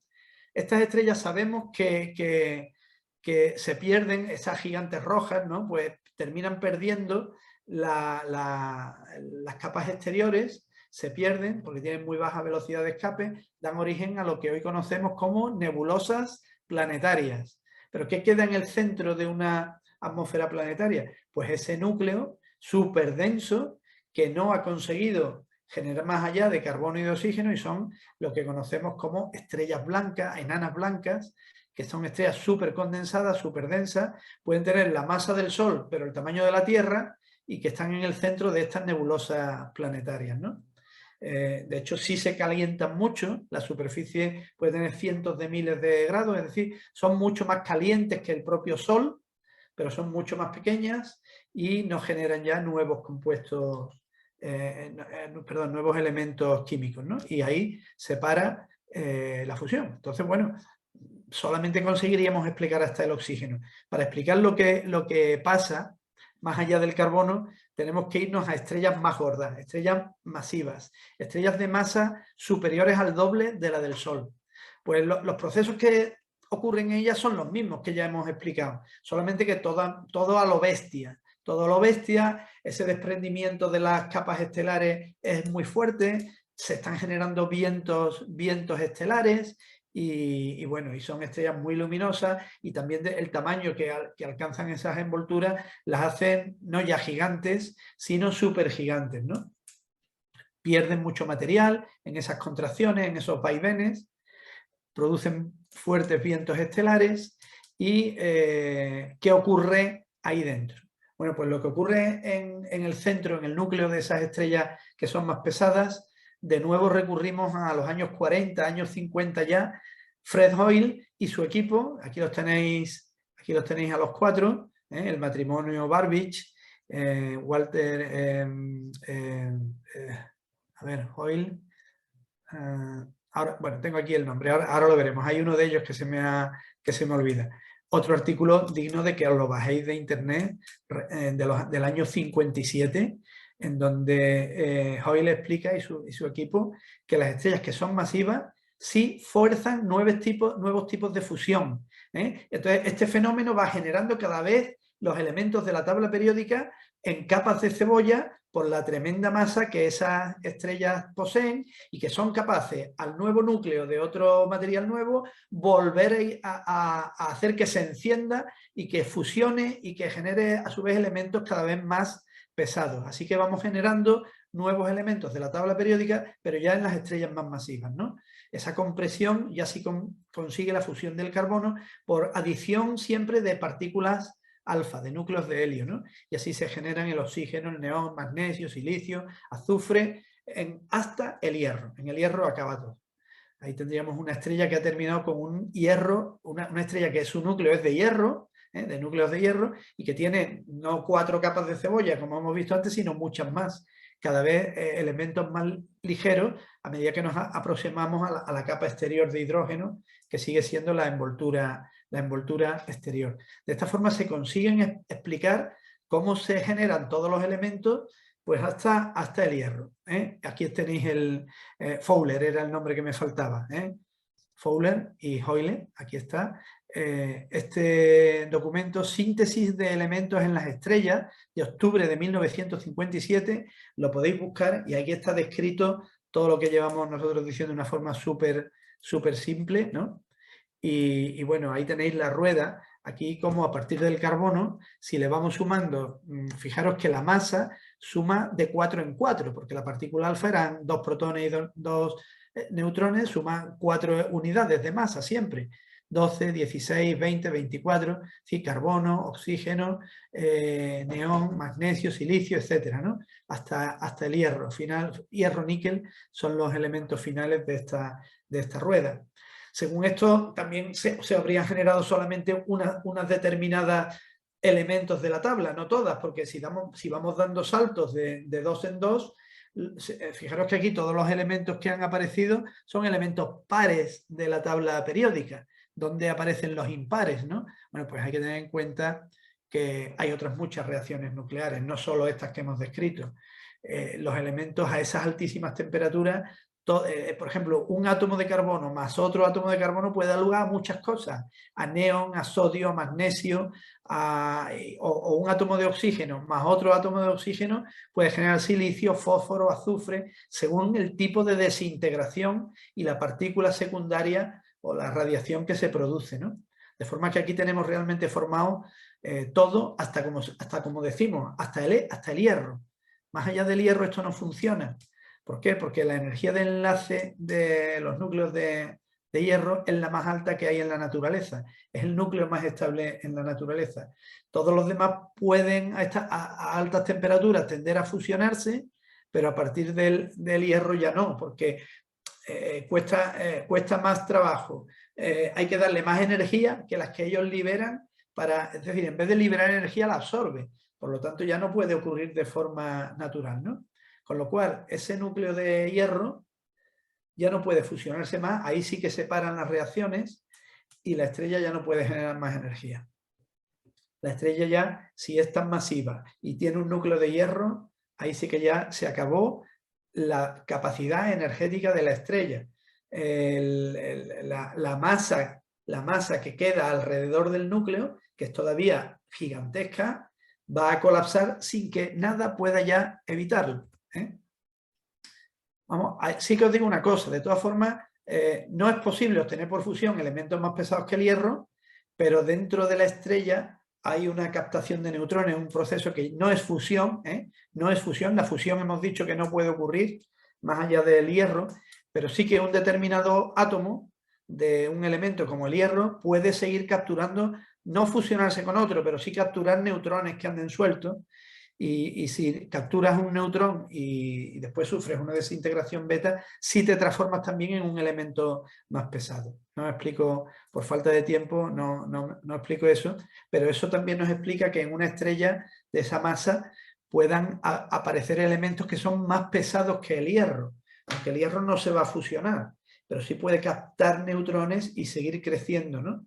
Y darnos otros elementos más pesados. Eso es lo que se llama el proceso lento de captura de neutrones, que no necesita que la estrella se esté desintegrando, sino que puede ocurrir en esas etapas finales en donde el hierro ya existe en el núcleo, ¿no?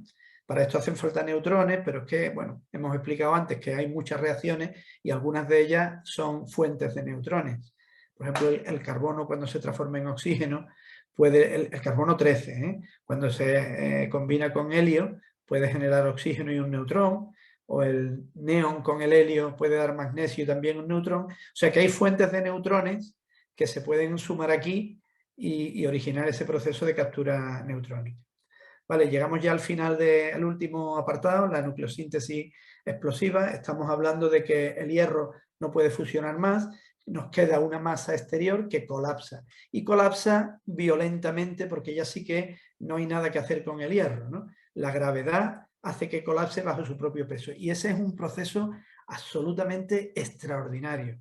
Yo he dicho que ya no le quedaba más energía, ¿no? Al núcleo no le queda más energía, pero toda la masa que rodea al núcleo es capaz de liberar toda su energía de golpe. El destino final de ese colapso depende de cuánta masa le queda alrededor a la estrella, ¿no? Después de haber perdido sus capas exteriores. Y el límite, ya no estamos hablando de la masa de la estrella, ¿no? Sino de la masa final que tiene la estrella después de haber perdido toda esa masa, de haber sido una gigante roja o una estrella que violentamente expande sus capas. Si la masa final es menor de 1,44 la masa del Sol, o la masa final es mayor de 1,44 la masa del Sol. Cuando es menor que la del Sol, ya hemos explicado lo que ocurre. Simplemente una enana blanca de carbono y oxígeno y unas capas que se pierden en el espacio de una forma bellísima de nebulosa planetaria. Pero como la masa final sea mayor de 1,44 veces la masa del Sol, esto no va a ocurrir, sino que va a haber una catastrófica explosión en forma de lo que conocemos como supernova. ¿Por qué? Porque todas las capas exteriores se desplazan, se desploman de golpe sobre el núcleo y crean unas densidades brutales, densidades mayores incluso que las de las enanas blancas, que ya hemos dicho que tenían una extraordinaria densidad. La densidad es tan fuerte que consigues apretujar los propios átomos, o no los propios átomos, sino que esa sopa electrónica que hay en el plasma, las fuerzas a combinarse, los negativos con los positivos, los electrones con los protones, y generando una gigantesca cantidad de neutrones. Es decir, es que neutralizas todo, neutralizas la parte positiva del núcleo con la parte negativa que de la sopa electrónica, lo combinas todo neutralizando todo, desnaturalizas por completo, ya allí no hay ni hierro, ni oro, ni nada, son solo neutrones, y neutrones no es ningún elemento químico, ¿no?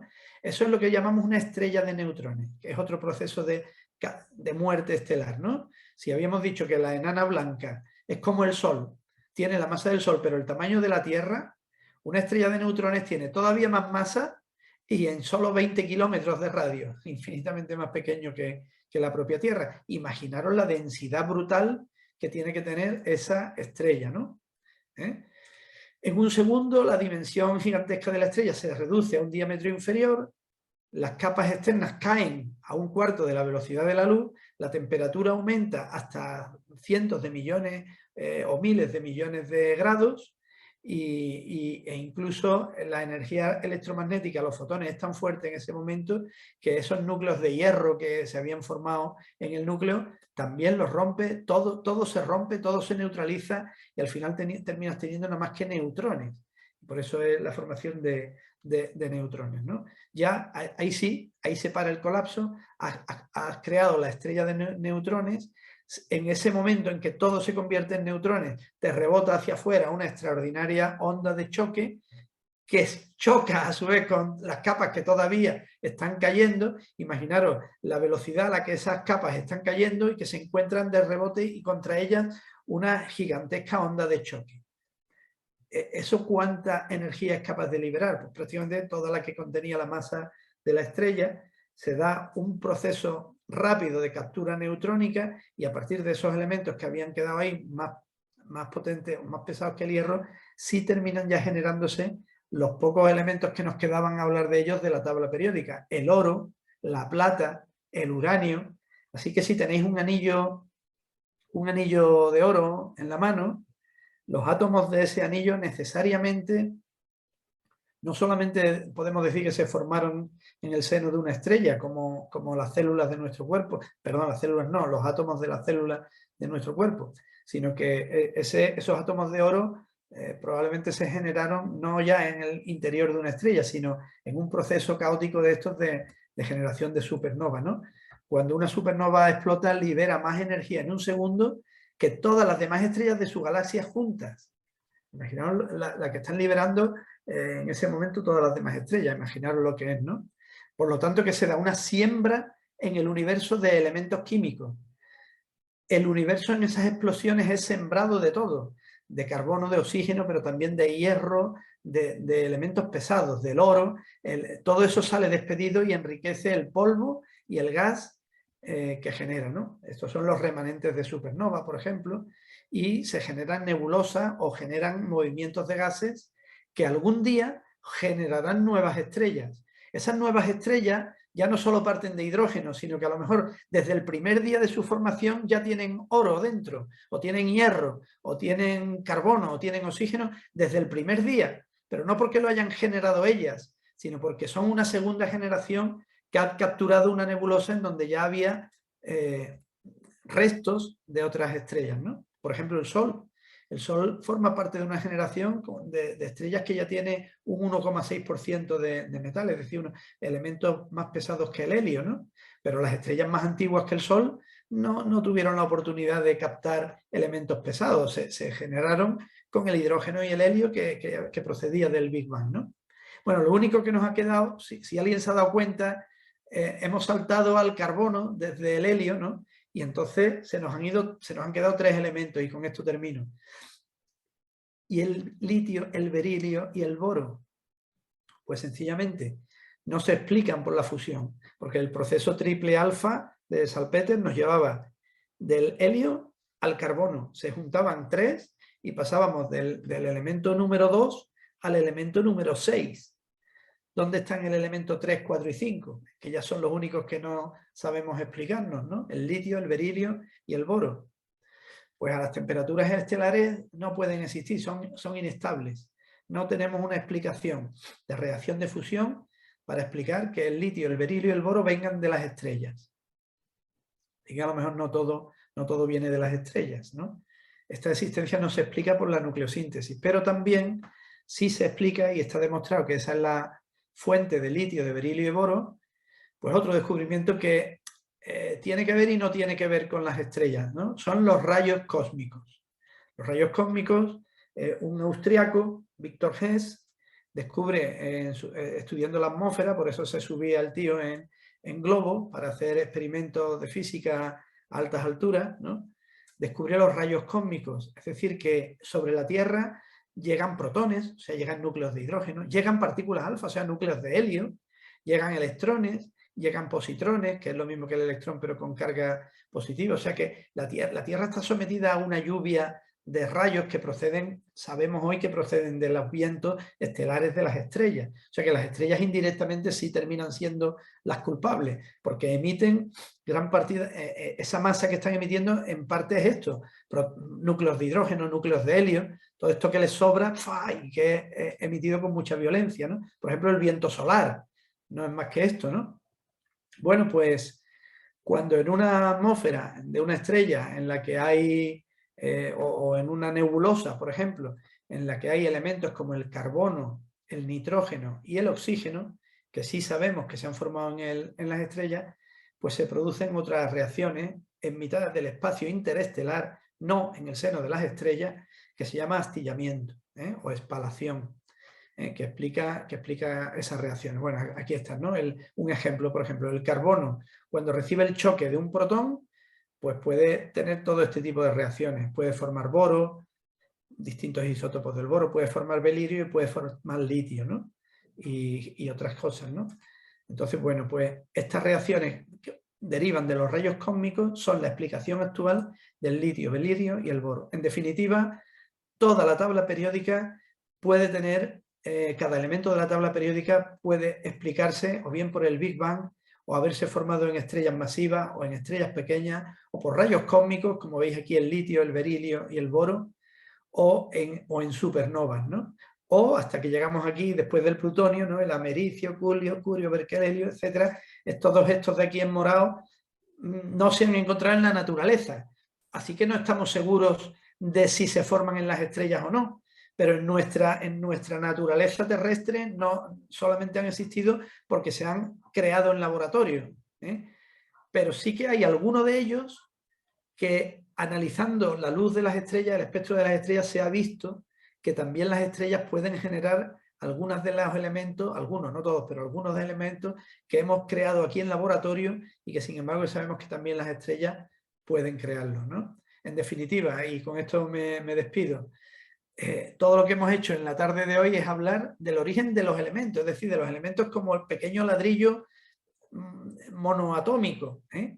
El átomo de hidrógeno, el de hierro, el de oro, pero las moléculas y la química es mucho más. Nosotros la química precisamente, todo lo que he contado hoy en la carrera no nos explican nada y tenemos que empezar a partir de aquí. Cómo los elementos químicos reaccionan entre sí y así por reacciones químicas y forman moléculas mucho más complejas que también se dan en el universo, ¿eh? O sea que esto ya no es formación de átomos, sino formación de moléculas como estas que veis aquí. Se han encontrado más de 160 moléculas presentes en el espacio. Ya no solo elementos que estamos llamando, sino compuestos moleculares, ¿no? Y hemos encontrado en el espacio cosas que son normales en la Tierra, pero también exóticas, moléculas que solamente hemos descubierto en el espacio y que todavía no conocemos en la Tierra, ¿no? Cadenas orgánicas de 2 a 13 átomos, los fullerenos, que son estas bolas de átomos de carbono que parecen un balón de reglamento, ¿eh? Y así podemos estudiar la existencia de todos estos compuestos químicos en el gas, en el polvo, en las atmósferas de los exoplanetas, en los meteoritos, y es el origen de lo que llamamos hoy día astroquímica, ¿eh? No solamente el origen que hemos descrito, sino todo lo que queda en el futuro por estudiar, que es todos estos compuestos que existen en todos estos astros que estamos nombrando, ¿no? Entonces, bueno, ese es el repaso que yo quería daros sobre la nucleosíntesis y me despido y bueno, muchas gracias. Creo que me he pasado bastante. Espero que estéis ahí todavía, algunos de vosotros por lo menos, y dejo de compartir pantalla. Claro que estamos. Bueno, pues muchas gracias por Muy aguantar. interesante. Maravillosa, Fernando, maravillosa. Muy buena, Fernando. Muchas gracias, qué va, qué bien. ¿Alguno queréis hacerle alguna Muy buena, pregunta antes de Fernando. despedirlo? Magnífica charla. Muchas gracias, Mateo. Demasiado acelerada, demasiado comprimida, pero bueno. Pues era son un repasillo. muchas cosas. Está muy bien, Fernando, está muy bien. Gracias. Bueno, si tenéis alguna pregunta, lo más probable es que no la sepa responder y que me la tenga que apuntar. Pero ahí estamos. O alguna reflexión, comentario. De aquí deriva todas las expresiones esas típicas de polvo de estrella. En realidad es inimaginable, ¿no? Pensar que las moléculas que tengo en mi piel, en mis huesos, proceden de átomos que o bien se generaron en el Big Bang o en el seno de alguna estrella, que algún día eso salió hacia el espacio exterior, que después se comprimió en una nebulosa, que se formó el planeta Tierra y que después algunas de esas átomos se devinieron en moléculas y apareció la vida y después de generaciones pues yo nací de mi madre, ¿no? Entonces, bueno, es espectacular, ¿no? Pensar todo eso, ¿no? Y de momento solamente aquí. Y de momento cada vez yo creo que está más cercana el descubrimiento de que ha debido existir algún tipo de vida en algún satélite o exoplaneta. Yo creo que eso terminará descubriéndose, por lo menos la existencia porque ya está descubierta la existencia de moléculas orgánicas. Entonces, falta el siguiente paso, ¿no? Que será un paso en la historia de la humanidad absolutamente gigantesco. No vamos a ser los únicos. Pero bueno, todo esto en definitiva lo cuento como me hizo mi amigo Clifford, que está ahí, está ahí todavía, viendo que los químicos nunca nos explicaron esto en la carrera. No. Sí, Por lo menos tú eres más joven, Jorge. En la tierra. sí, hay un tema ahí en inorgánica, en segundo, un pequeño tema, sí, pero poquito. La verdad es que el tema es apasionante. Es que cuando yo estudié estaba todavía Hoyle debatiendo si... No tanto, hombre. Yo solo un comentario, vete preparándote el tema de la charla de la astroquímica, ¿no? Porque Sí, por la favor. astrofísica ya la has pasado, la has hecho muy bien, con nota. Algunos hemos repetido, pero yo creo que el de astroquímica y la astroquímica yo creo que es fascinante. La verdad es que ahora yo cada vez estoy más contento de haber estudiado química, ¿no? Porque en su momento yo tuve mis dudas entre hacer química o física y me tiré por la química, ¿no? Y conforme más conozco a los físicos, yo lo siento mucho, pero cada vez estoy más contento de ser químico porque tenemos el privilegio de estar ahí a mitad de camino. Que algunos tenemos, ¿eh? Que algunos Bueno, ya nos pegamos un día de estos. Cuidado que aquí hay alguno que es físico, ¿eh? Ya lo sé, si estoy provocando aquí a Lito, no la que tuve. se ha saltado, ya. Esa duda no la sentí yo nunca. Yo como que la física no. Me gustaba más la parte en la que tú dices. Bueno, hay una palabra, hay una mano levantada, Sí, ¿no? de Jesús Domínguez. Sí. Sí, no, yo tenía ganas de preguntar una cosa, que no sé si a lo mejor la duda es un poco técnica o no, pero como tampoco sé mucho de astrofísica, la quiero preguntar. Y es cuando estabas hablando de lo que le puede pasar a una estrella según la masa final que tenga, ¿no? Que si es menor de 1,44, de si es mayor o igual que 1,44. Y la duda que me surge es que parece que lo que le pueda pasar a la estrella según la masa final es como muy discontinuo según la masa que tenga, ¿no? O sea, si estás por debajo de este número, sí o sí es este final, si estás por encima de este final, pero no sé, digamos, con qué precisión se conoce esa masa crítica y realmente si hay un estado intermedio final, si estás muy cerca de esa masa crítica, por la izquierda o por la derecha, ¿no? Pues mira, parece ser que ese límite, además es un límite establecido por la propia teoría también. Un investigador indio, Chandrasekhar, ¿no? Me parece. Chandrasekhar lo estableció teóricamente en 1,44 y sí que hay un límite discontinuo. Es tan discontinuo, hemos dicho que por debajo tienes enanas blancas. Pero es tan discontinuo y que si es más, en vez de enana blanca tienes otro final más caótico, pero una enana blanca, si por algún motivo acreta masa, porque la recibe, tiene mucha gravedad, tiene mucho poder gravitatorio, una enana blanca que se ha formado, como tenga una estrella compañera, puede robarle material después de haberse transformado en enana blanca, ¿no? Una enana blanca y ladrona. Entonces, su masa, que era inferior a 1,44 y por eso ha sido una enana blanca, de repente puede, mediante ese robo, puede volver a superar el límite de 1,44. En cuanto se supera ese límite, ocurre de nuevo otro final o una serie de reacciones también catastróficas, a veces en la superficie o a veces en toda la estrella que queda desintegrada. O sea que tanto hacia abajo como hacia arriba sí que hay esa discontinuidad explosiva en el 1,44. Se llama límite de Chandrasekhar. Sí, el nombre me suena bastante. Y aprovecho para hacerte otra preguntita. Ese límite has dicho que es teórico. Experimentalmente, eso luego hay datos suficientes para ver, digamos, esa transición discontinua, ¿no? No sé si lo sabes. Bueno, Lito, échame una mano, pero... No, creo que no ha fallado. Todo lo que se ha medido, que se ha quedado de cuerpos de cadáveres estelares han tenido todos menos de... O sea, enanas blancas todas tienen menos de 1,44. Así que parece que es bastante exacto. Hombre, no tenemos un muestreo de toda la galaxia entera, pero bueno. Ya. Pero que es bastante... Además, sí, pero que hay evidencias experimentales sólidas. Sí. Ya. Además, Ya, es que sorprende que sea tan discontinuo, la verdad. Está curioso. No, pero hay más, que te iba a comentar. En astrofísica aparecen más límites de esto, un poco más raros, pero aparecen unos cuantos, por ejemplo, con las gigantes rojas.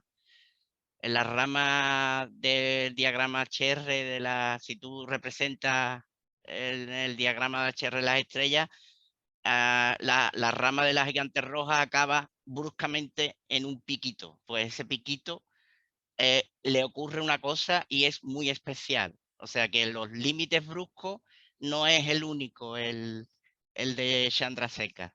¿No? Ya. Más adelante tienes el de las estrellas de neutrones, que creo que anda sobre 3, ¿no? El hecho de que no solamente te concentre más que una estrella blanca hasta una estrella de neutrones, hasta que si es superior a ese otro límite también disruptivo, lo que origina es un agujero negro, no una estrella de neutrones. Ya. Depende de cuánto de cuánto pesaste al nacer, así será tu final. Pues sí. Vale, pues muchas gracias. La mano. Pepe. Bueno, yo he alzado la mano y le voy a hacer a Fernando una pregunta muy sencilla, muy sencilla, porque tengo una duda, claro. Mira, en el interior de nuestro Sol se generan temperaturas de 15 millones de grados. Más o menos, redondeando. Y me queda la duda de en el exterior si hablamos de 6.000 grados o 6 millones de grados. 6.000 solamente, Pepe, 6.000. Eso es. Como tenía la duda, pues me ha quedado muy aclarada. Así que no ha sido muy difícil, Fernando. La temperatura cae bruscamente del núcleo hacia la superficie del Sol. En la parte que es radiativa, digamos, le cuesta mucho trabajo a los fotones salir de ahí, y por fin cuando llegan a la zona más exterior, más convectiva, y a la fotosfera solar, pues la temperatura ya son zonas mucho menos densas, y de ahí ya los fotones consiguen salir hacia afuera. Tengo entendido. Salen, pues los vemos, y esa es la fotosfera del Sol, es visible para nuestros ojos. No vemos ni más para adentro ni más para afuera, sino el sitio en donde se emiten los fotones libremente. Tengo entendido que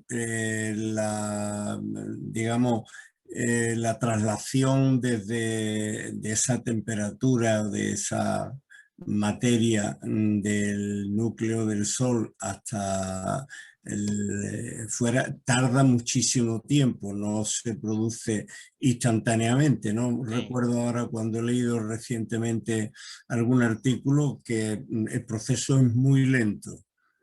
Sí, y la pregunta ha quedado totalmente clara, Fernando. Gracias, Pepe. Es por pura densidad. La zona central y las capas intermedias son tan densas que el fotón se tira una eternidad buscando la salida. Está chocando continuamente con esos átomos tan empaquetados, con esos núcleos, y en esa sopa electrónica, y el fotón no hace más que rebotar durante unas cantidades que hablan de cientos de miles o hasta de 1 millón de años o algo así, ¿no? Sí.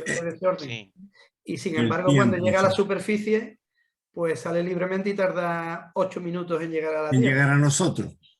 8 minutos 19 segundos. Bueno, pues nada, por mi parte me voy a salir. La charla ha sido